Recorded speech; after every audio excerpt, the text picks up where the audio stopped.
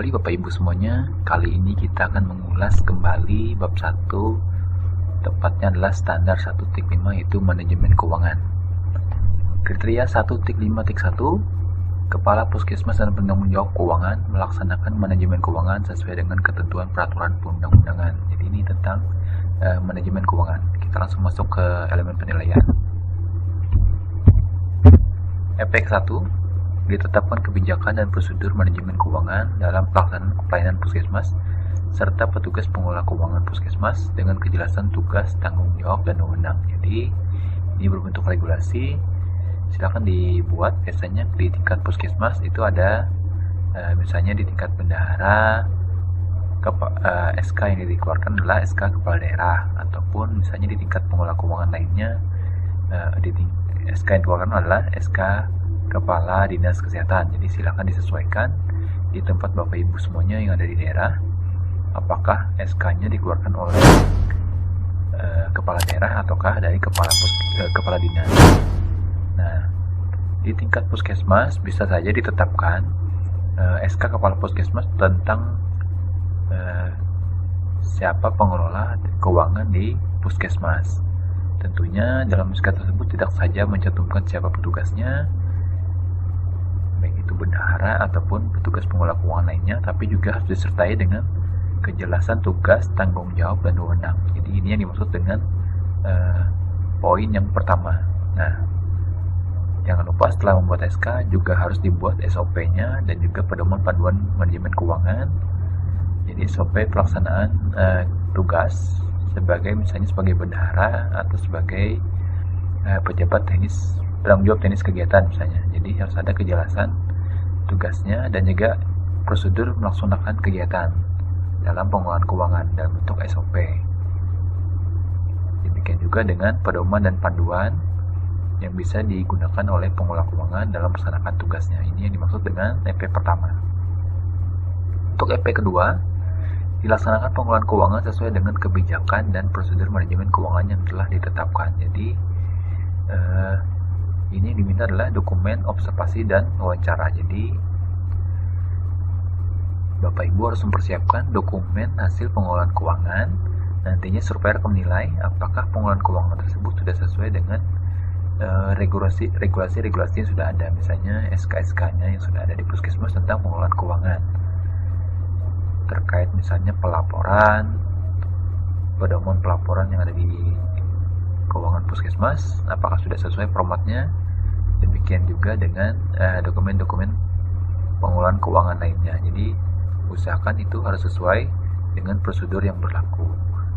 Demikian juga bagi puskesmas yang menerapkan BLUD, tentunya ada pengelolaan keuangan tersendiri. Siapa pejabat yang ditugasi untuk menjadi pejabat keuangan ataupun pejabat-pejabat lainnya yang ditetapkan sesuai peraturan, misalnya peraturan Menteri Dalam Negeri tentang BLUD. Jadi sesuaikan dengan peraturan-peraturan yang ada di atasnya, ataupun juga tentang laporan keuangan yang sudah digariskan oleh peraturan pemerintah yang sudah ada. Jadi silakan dibaca kembali ketentuan-ketentuan terkait, misalnya puskesmas yang menerapkan pola pengelolaan keuangan secara BLUD. Lanjut ke kriteria atau standar 1.6, yaitu pengawasan, pengendalian, dan penilaian kinerja. Kriteria 1.6.1, dilakukan pengawasan, pengendalian, dan penilaian kinerja dengan menggunakan indikator kinerja yang ditetapkan sesuai dengan jenis pelayanan yang disediakan dan kebijakan pemerintah.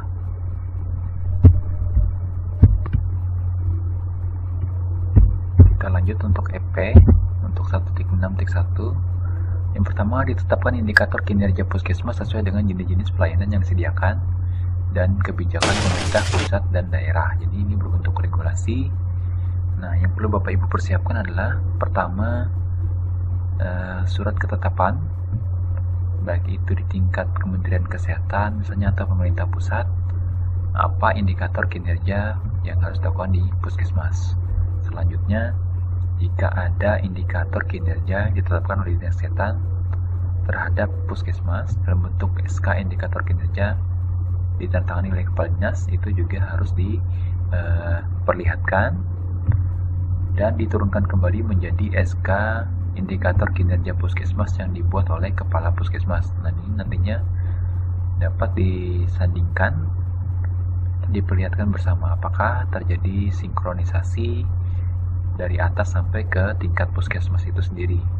Jadi perlu diperhatikan dalam menyusun SK indikator kinerja puskesmas, Kepala Puskesmas dapat menyusun sesuai dengan SK indikator kinerja yang ada di unit teratas, jadi di tingkat dinas kesehatan dan juga kebijakan atau peraturan pemerintah yang terkait dengan indikator kinerja tersebut.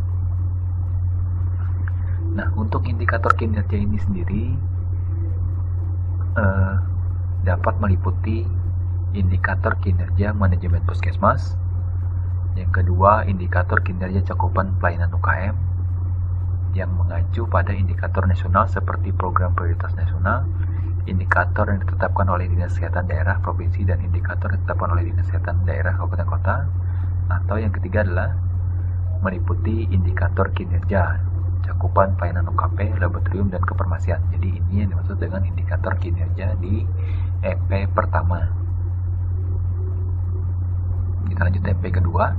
Dilakukan pengawasan, pengendalian, dan penilaian terhadap kinerja puskesmas secara periodik sesuai dengan kebijakan dan prosedur yang ditetapkan, dan hasilnya diumpanbalikan kepada lintas program dan lintas sektor.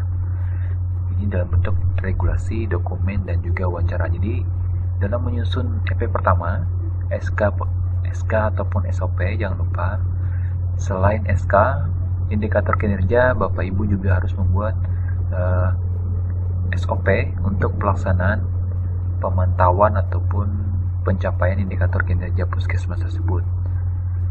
Jangan lupa juga untuk membuat indikator kinerja itu harus dibuat kamus indikator itu sendiri, atau bahasa lainnya adalah profil indikator. Ini memudahkan bagi penilai atau penanggung jawab yang menilai indikator kinerja di suatu unit dapat memantau menilai pencapaian indikator sesuai dengan yang diinginkan. Jadi jangan sampai menilai indikator malah penilaiannya berbeda dari yang dimaksud dalam SK yang telah dikeluarkan.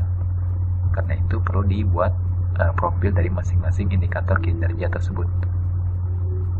Nah, untuk EP kedua, ini yang diperlukan adalah bukti pemantauan, pengawasan, pengendalian, penilaian. Nah, disebutkan di sini dilakukan secara periodik sesuai dengan kebijakan. Jadi jika dalam SK tadi disebutkan misalnya pemantauannya dilakukan melalui kegiatan pertemuan sekian, atau dilakukan dengan jeda waktu misalnya secara rutin setiap bulan, maka harus dilaksanakan sesuai SK tersebut, yaitu setiap bulan. Nah, Bapak Ibu dapat mengacu pedoman penilaian kinerja puskesmas ini pada Permenkes 4 tahun 2016 tentang pedoman manajemen puskesmas. Di sana sudah ada kejelasan terkait pengawasan, pengendalian, dan penilaian. Jadi dapat menjadi acuan bagaimana proses pengawasan, pengendalian, dan penilaian. Sebaiknya dalam melakukan pengawasan ini bisa dilakukan pengawasan, pengendalian, dan penilaian terhadap kinerja puskesmas itu dapat berupa pemantauan dan evaluasi, lalu supervisi, lokakarya mini, audit internal, dan pertemuan tinjauan manajemen. Ini beberapa kegiatan yang bisa dilakukan dalam melakukan penilaian, pengendalian, dan pemantauan pengawasan terhadap kinerja puskesmas.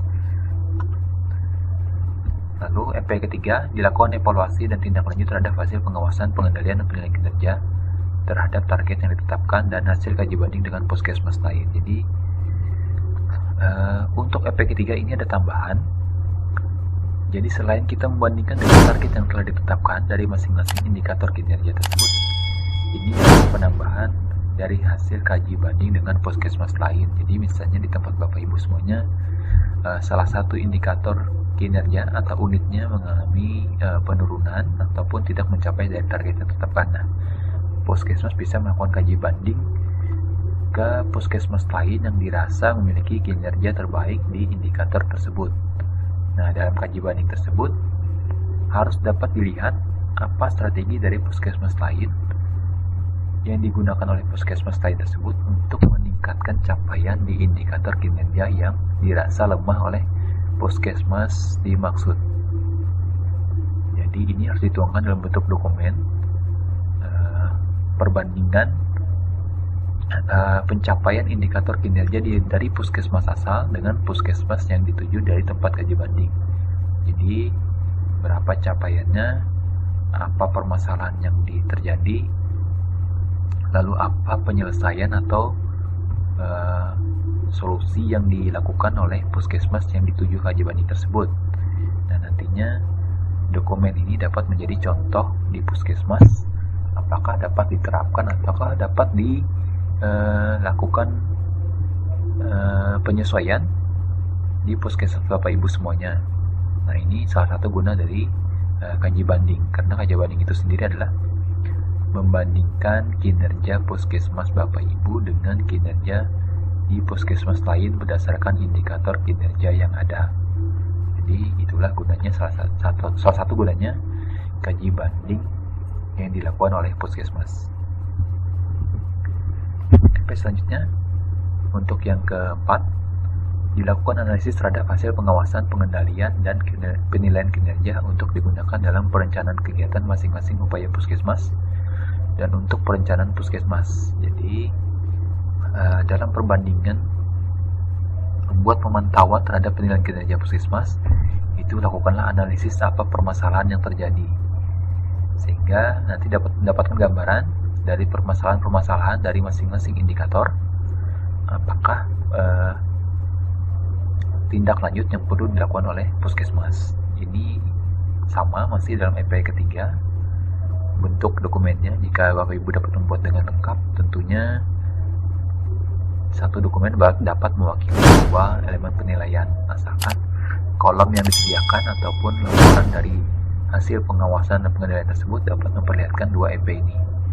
Jadi bukan saja memperlihatkan hasil capaian dari penilaian kinerja puskesmas, tapi juga memperlihatkan analisa dari masalah yang muncul di dalam pencapaian hasil kinerja puskesmas.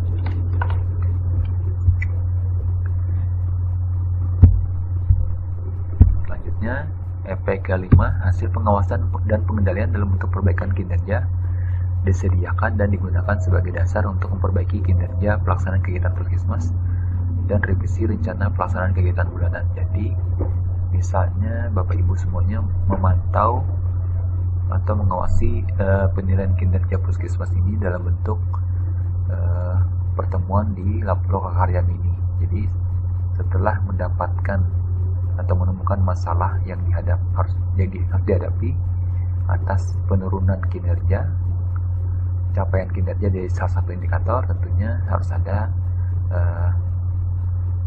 masukan atau temuan untuk memperbaiki dari capaian kinerja puskesmas atas indikator tersebut yang kurang, misalnya dengan menggiatkan kembali kegiatan A, B, dan C. Jadi seperti itu. Nah, ini dituangkan dalam RPK bulanan, khususnya di RPK bulanan selanjutnya. Jadi strategi-strategi inilah yang bisa dilakukan untuk memperbaiki atau meningkatkan kinerja puskesmas di beberapa indikator yang dirasa kurang.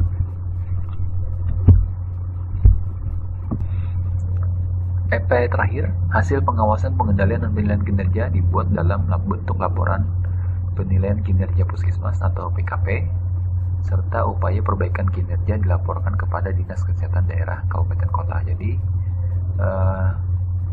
sebagai langkah akhir dari penilaian kinerja puskesmas yang ada di puskesmas, yang perlu dilakukan puskesmas adalah menyusun laporan penilaian kinerja puskesmas. Nah, bentuk laporan penilaian kinerja puskesmas dapat Bapak Ibu lihat dalam pedoman penilaian kinerja puskesmas. Jadi formatnya seperti apa, apakah yang harus ditampilkan, analisanya seperti apa, misalnya menggunakan analisis masalah atas pencapaian kinerja tersebut menggunakan strategi A, B, dan C, seperti itu harus diperlihatkan.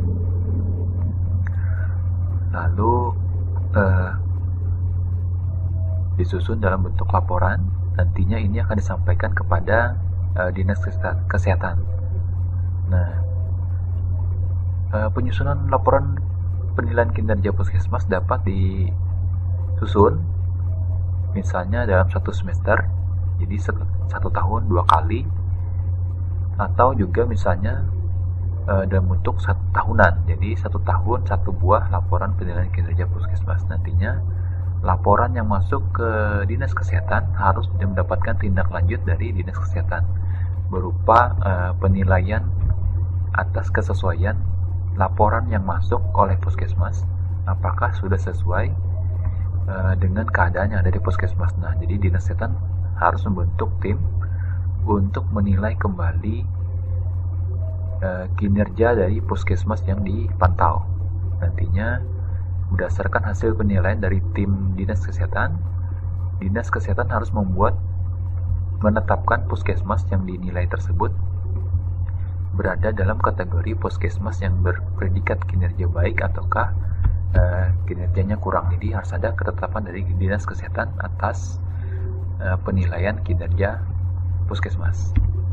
Nah, dokumen inilah yang diperlukan untuk diperlihatkan apakah ada laporan yang dibuat oleh puskesmas, apakah ada juga umpan balik yang diberikan oleh dinas kesehatan berupa penetapan status dari puskesmas itu sendiri.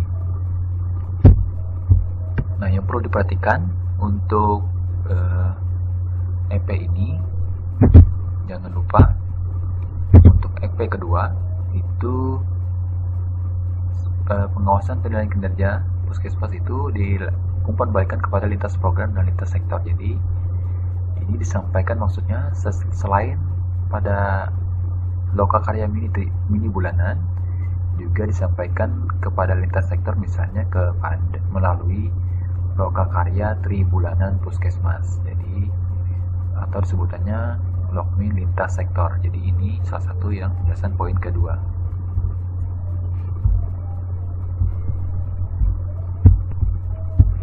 Kita lanjut untuk yang selanjutnya. Kriteria 1.6.2 lokakarya mini lintas program dan lokakarya mini lintas sektor dilakukan sesuai dengan kebijakan dan prosedur. EP pertama, dilakukan lokakarya mini bulanan dan tribulanan secara konsisten dan periodik untuk mengkomunikasikan, mengkoordinasikan, dan mengintegrasikan upaya-upaya puskesmas. Jadi ini seperti biasa, dokumen yang diperlukan adalah bukti-bukti pertemuan lokmin bulanan dan juga lokmin tribulanan. Jadi silahkan dibuktikan bukti-bukti lokmin bulanan tersebut dan juga lokmin tribulanan. Susunan laporan lokmin harusnya sudah ada tercantum dalam tata naskah puskesmas. Jadi bentuknya seperti apa, apakah dari daftar hadir ataukah misalnya dari kerangka acuan yang harus ditampilkan, notulen, dokumentasi dan sebagainya. Jadi silahkan dibuat dalam tata naskah laporan naskah untuk lokmin bulanan dan juga lokmin tribulanan. Nantinya bukan tidak mungkin supaya dapat melihat kesesuaian laporan lokmin ini dengan bentuk tata naskah, apakah sudah diatur atau belum. Jadi silakan Bapak Ibu jangan lupa mengatur ini dalam tata naskah di puskesmas. Jadi harus ada bentuk baku suatu laporan lokmin, susunannya seperti apa. EP kedua, dilakukan pembahasan permasalahan dan hambatan dalam pelaksanaan kegiatan serta rekomendasi tindak lanjut dalam lokakarya mini bulanan dan tribulanan. Jadi dalam melakukan lokmin, baik itu lokmin bulanan maupun lokmin tribulanan, jangan hanya membahas 1-2 masalah dan itu tidak didokumentasikan dalam bentuk laporan. Jadi usahakan bahas seluruh permasalahan yang ada, capaian kinerja yang harusnya dibahas dalam suatu lokmin. Nah, Bapak Ibu dapat mengacu pada Permenkes 44 tahun 2016 apakah yang dibahas dalam atau agenda pembahasan dalam suatu lokmin bulanan atau lokmin tribulanan puskesmas. Ini sudah ada di Permenkes tersebut agendanya yang harus dibahas, jangan sampai ditinggal atau melaksanakan lokmin hanya sekedar pelaksanaan semata dengan waktu pun yang hanya singkat. Jadi buat sesuai dengan pedoman yang sudah ada di Permenkes 44 tahun 2016 tersebut. Nah, dalam laporan tersebut jangan lupa ditampilkan secara jelas, secara rinci, bisa berbentuk uraian ataukah berbentuk tabel dari masing-masing cakupan, baik itu kegiatan dan sebagainya, pelayanan, pencapaian sudah ada, lalu permasalahannya seperti apa, lalu tindak lanjutnya seperti apa. Jadi jangan sampai ini tidak dibahas dalam suatu logmin. Dan jangan lupa yang terakhir adalah harus tercatat di notulen yang ditampilkan dalam laporan logmin tersebut. Jangan sampai laporannya ada tapi tidak sinkron dengan notulen yang dibuat di dalam logmin tersebut. Ini nanti akan membuat ketidaksinkronan dalam laporan itu sendiri. Jadi laporan antara laporan dengan notulen kegiatannya malah tidak sama. Jadi bisa dibaca bahwa laporan logmin ini mungkin tidak dilaksanakan hanya sekedar dibuat di atas meja, misalnya seperti itu. Jadi usahakan antara laporan logmin yang dibuat sama dengan notulen pelaksanaan logmin itu sendiri. Ini titik kunci untuk Bapak Ibu semuanya jika nantinya ada survei yang dilakukan oleh surveyor terhadap laporan-laporan logmin bulanan dan juga laporan tri bulanan di Puskesmas. EP ketiga, dilakukan tindak lanjut terhadap rekomendasi logmin bulanan dan tri bulanan dalam bentuk perbaikan pelaksanaan kegiatan. Jadi ada kesinambungan antara logmin pertama dan juga logmin bulanan berikutnya. Jadi harus ada keberlanjutan. Apakah permasalahan, apakah juga tindak lanjut yang ingin dilakukan di logmin bulanan sebelumnya itu sudah dilakukan di logmin bulanan berikutnya. Jadi nanti akan terlihat sinkronisasi, ada keberlanjutan, kesinambungan pelaksanaan laporan logmin ini secara terus-menerus. Surveyor dapat membaca apakah ada peningkatan dari capaian cakupan kegiatan ataukah hanya stagnan di setiap logmin bulanan. Nanti akan terlihat apakah laporan itu sendiri hanya dibuat semata tanpa ada keseriusan dalam melaksanakan perbaikan-perbaikan dari permasalahan yang sudah ada. Nah, usahakan tujuan dari logmin dan juga logmin tribulanan itu dapat tercapai secara optimal, yaitu dibuktikan dengan laporan logmin yang menjadi suatu kesatuan dan kesinambungan dalam mengatasi masalah dan hambatan yang terjadi, baik itu di manajemen Puskesmas, pelaksanaan program dan kegiatan, dan juga pelayanan Puskesmas. Ini harus diperlihatkan di laporan logmin di Puskesmas.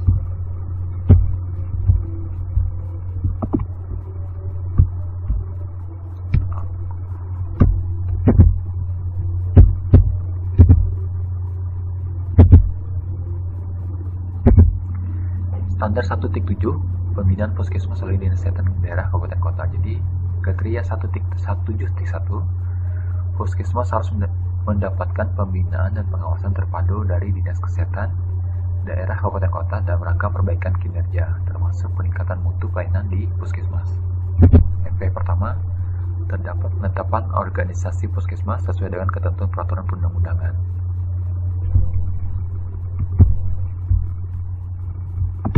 Nah, ini belum bentuk regulasi, jadi yang perlu diperlihatkan dalam EP pertama ini adalah SK struktur organisasi dari penetapan kepala daerah misalnya, atau di tingkat kepala dinas kesehatan. Jadi ada SK penetapan struktur organisasi oleh kepala dinas kesehatan.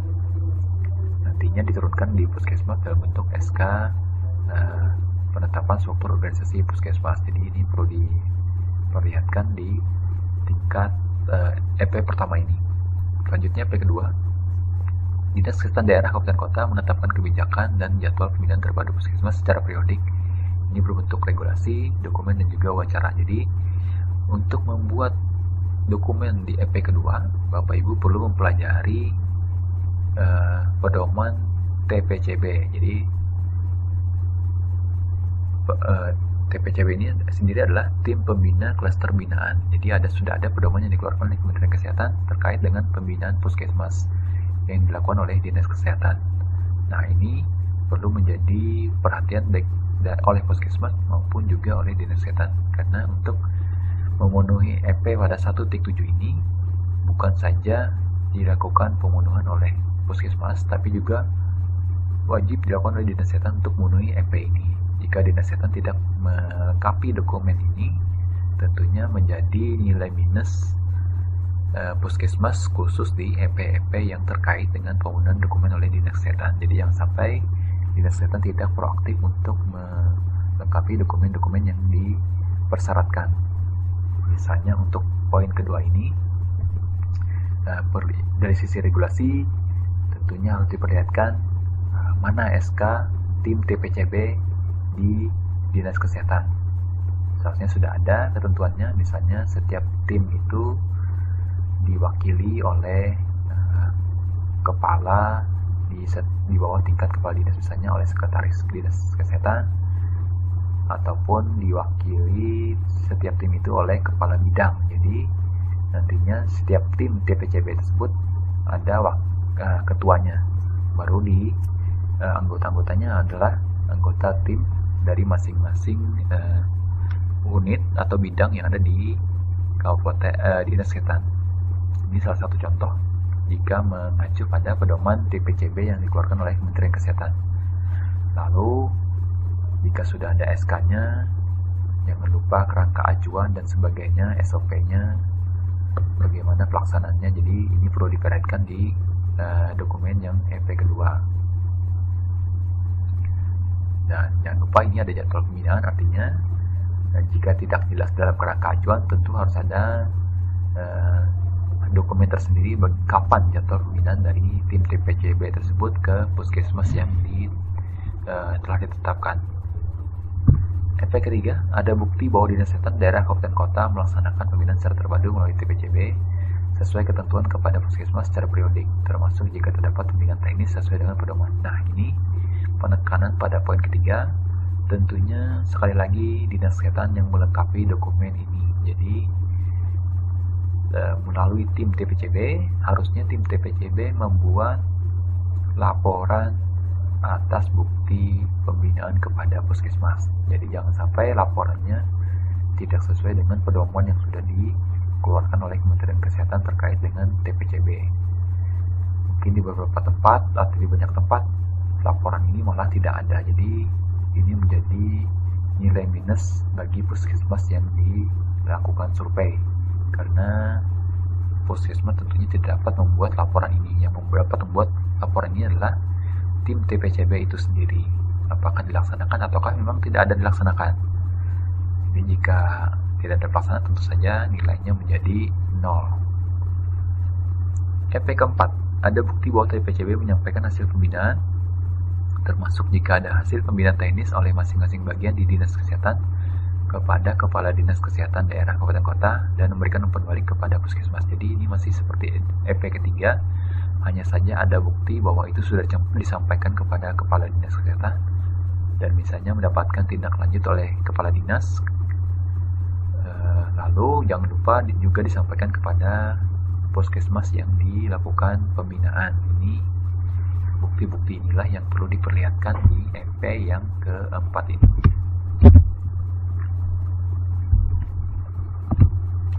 EP selanjutnya atau EP kelima, ada bukti bahwa TPCB melakukan pendampingan penyusunan rencana usulan kegiatan dan rencana pelaksanaan kegiatan puskesmas yang mengacu pada rencana 5 tahunan puskesmas. Nah, ada baiknya untuk dinas kesehatan dalam bentuk tim TPCB itu ada salah satu anggotanya dari tim perencanaan dinas kesehatan itu sendiri, sehingga nantinya dalam melakukan pembinaan di puskesmas dapat membentuk dokumen dari poin keempat ini. Jadi tim TPCB juga harus melakukan pendampingan dalam aspek penyusunan rencana usulan kegiatan atau RUK dan juga RPK di puskesmas, yang mana ini mengacu pada rencana 5 tahunan puskesmas. Jadi jangan sampai ini tidak ada sehingga menyulitkan puskesmas dalam membentuk dokumen telusur di EP keempat ini. EP kelima, ada bukti bahwa TPCB menindaklanjuti hasil pelaksanaan lokakarya mini dan pertemuan tinjauan manajemen puskesmas yang menjadi kewenangannya dalam rangka membantu menyelesaikan masalah kesehatan yang tidak bisa diselesaikan di tingkat puskesmas. Jadi biasanya dalam laporan logmin, pelaksanaan logmin, baik itu logmin bulanan maupun logmin tribulanan, Puskesmas diwajibkan mengundang dinas kesehatan untuk hadir. Ini salah satu gunanya adalah dinas kesehatan atau pihak yang hadir dari dinas kesehatan dapat menindaklanjuti atau memberikan solusi dalam permasalahan yang muncul dalam pertemuan tersebut. Jadi, setelah muncul solusi dari pihak-pihak dinas kesehatan, nantinya dimunculkan dalam laporan logmin atau laporan tinjauan manajemen. Nah, laporan ini disampaikan kepada dinas kesehatan. Nah, jika sudah disampaikan, apakah sudah mendapatkan tindak lanjut dari dinas kesehatan? Inilah yang harus dibuktikan dalam EP ke-5 ini. Jadi, selain bukti bahwa tim TPCB itu mengikuti logmin itu sendiri, tapi juga harus ada tindak lanjut dari tim TPCB atas solusi dalam mengatasi masalah yang ditemukan pada saat logmin dan juga tinjauan manajemen. Tentunya ini dalam bentuk dokumen telusur. Sekali lagi, dalam bentuk dokumen telusur yang bisa dibaca oleh surveyor itu sendiri. Jadi jika secara lisan mungkin sulit dibuktikan, karena sebagaimana dasar dari akreditasi itu sendiri, yang mana adalah tulis apa yang dilakukan, lakukan apa yang ditulis. Jadi harus ada bukti tertulis bagaimana bukti tindak lanjut oleh tim TPCB itu. EP ke-6, ada bukti TPCB melakukan verifikasi dan memberikan umpan balik hasil pemantauan dan evaluasi penyelenggaraan pelayanan di Puskesmas secara berkala. Jadi ini masih sama seperti poin ke-5. Jadi bukti-bukti dari tim TPCB masih diperlukan dalam poin ke-6 ini. Poin ke-7, atau yang terakhir, Puskesmas menerima dan menindaklanjuti umpan balik hasil pembinaan dan evaluasi kinerja oleh TPCB. Jadi dokumen-dokumen yang telah mendapatkan umpan balik setelah diterima Puskesmas tentunya harus dilaporkan kembali apakah sudah ditindaklanjuti ataukah belum. Jadi dokumen inilah yang harus ditampilkan dalam EP yang terakhir ini di bab 1. Nah, demikian untuk penampilan untuk bab 1. Selanjutnya nanti akan kita bahas kembali untuk bab yang kedua.